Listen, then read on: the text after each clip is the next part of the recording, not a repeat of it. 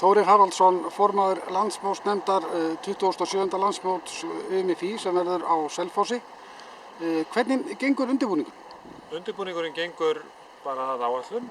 Við búum auðvitað að góðri reynslu frá unglingalandsmótinu í fyrra og síðan að alveg frábæri aðstöðu á Selfossi sem er auðvitað tilbúin til að taka á móti í mótshaldinu. Við þurfum raunverulega bara að færa tækin út á völl og byrja. Og það náðist líka mjög góður og skemmtilegur andi á sambandsvæði HSK og á Selfossi í fyrra sem við búum að og við erum tilbúin til að taka á móti keppendum með bros á völl. Undirbúningurinn hefur gengið vel, segirðu. Er ekki margir sem koma að svona framkvæmd?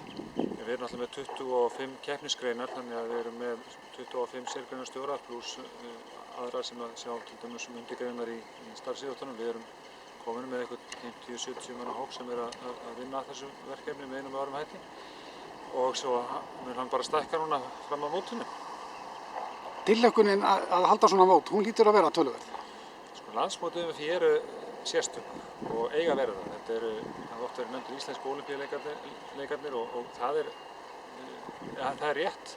Þetta er staður þar sem fólk kemur saman og tekst á í heiðarlegri keppni en samveran og andinn er einstakur á landsmótum UMFÍ og við gerum okkur vonir að það veri svo líka núna. Að fólk tækist á í keppninni að fullu hörku en heiðarleika en getur svo notið lífsins og félagsskaparins þess á milli. Allt okkar besta íþróttafólk verður samankomið á mótinu? Við erum farin að fá vonast til þess að toppfólkið okkar verði flest allt á mótinu, allir þeir sem eru á landinu raunverulega og því til viðbótar þá erum við að setja upp mjög metnaðarfulla menningar og fræðsludagskrá og erum þar að fá toppþjálfara á heimsmælikvarða til þess að koma með fyrirlestra. Þar má nefna bæði snillinga eins og Vésteinn Hafsteinsson, ólympíufara og þjálfara ólympíumeistara og Þórir Hergeirsson sem er þjálfari ólympíumeistara kvenna í handknattleik og báðir eru Selfyssingar og báðir ætla að koma og segja okkur frá sinni reynslu. Svo dagskráin er fjölbreytt og spennandi leið? Það verður fullt að vera, bæði á íþróttasviðinu sem auðvitað aðalatriðið, skemmtanagildi íþróttanna er algjörlega óumdeilt en maður er manns gaman og við bætum í þann hóp líka.